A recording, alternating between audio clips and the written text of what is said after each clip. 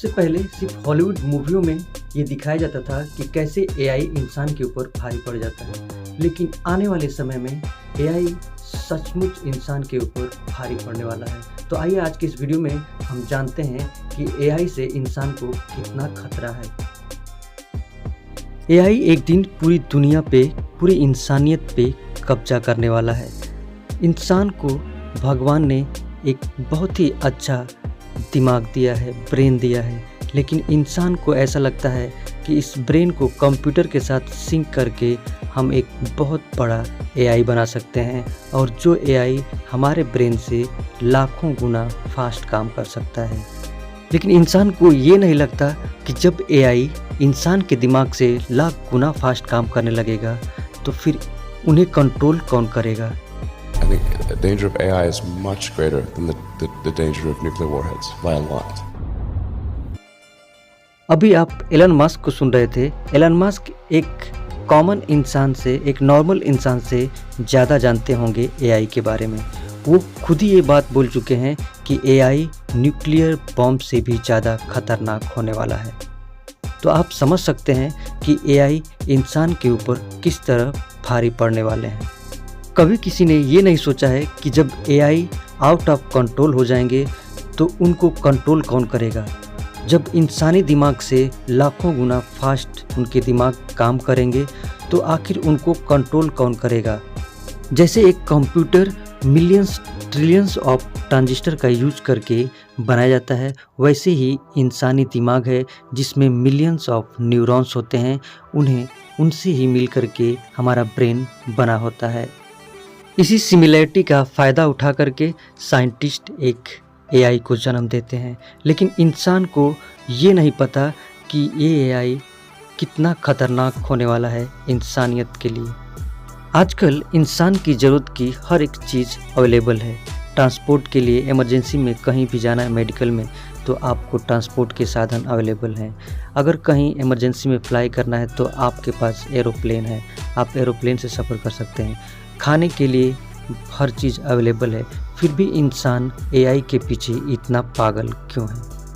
अगर मान लो एक एआई 1000 लोगों का काम अकेले कर सकता है तो इंसान को जॉब कौन देगा।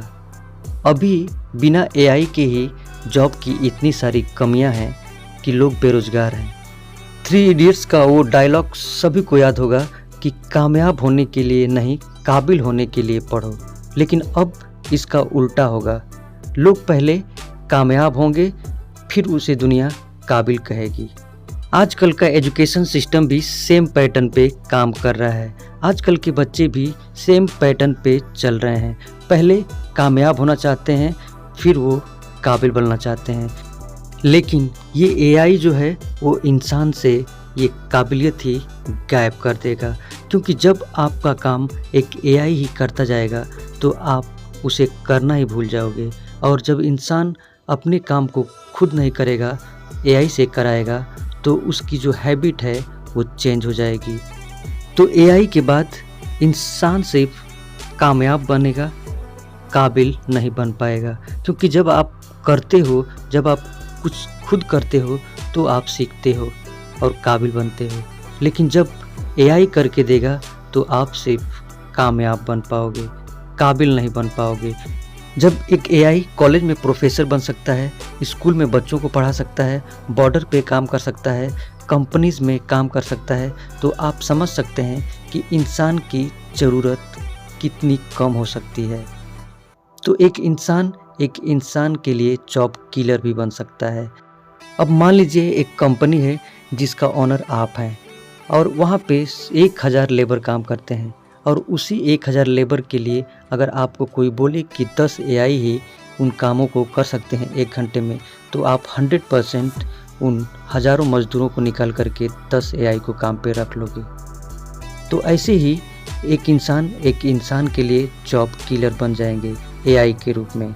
तो ये बहुत ही खतरनाक मंजर इंसानों के सामने आने वाला है। आज अगर इंसान इसे कंट्रोल नहीं करता है तो कल सिर्फ और सिर्फ रोना पड़ेगा और पछताना पड़ेगा। एक समय था जब कंप्यूटर नहीं हुआ करता था, तो अगर आप पोस्ट ऑफिस में जाते थे या बैंक में जाते थे तो हर एक काम लिख लिख करके होता था। लेकिन वहीं पे जब कंप्यूटर आ गया तो लाखों लोगों का जॉब खतरे में पड़ गया, लाखों लोगों को घर बैठना पड़ा। अगर आप कंप्यूटर जानते हो तो ही आपको काम पे रखा जाता है। तो कहीं ना कहीं जब कोई भी नई टेक्नोलॉजी आती है तो जॉब किलर ही बनती है, और एआई के आने से दुनिया में तबाही जैसे मंजर आप लोगों को देखने को मिलेगा। तो आई होप ये वीडियो अच्छा लग रहा है। कमेंट में ये जरूर बताना कि क्या आप लोग एआई के अगेंस्ट हैं या Musk and एआई के hundreds of साथ हैं। influential names, including Apple co-founder Steve Wozniak, are calling for a pause in experiments, saying AI poses a dramatic risk to society unless there's proper oversight. I think we need to regulate AI safety, frankly, because it is, I think, actually a bigger risk to society than cars or planes or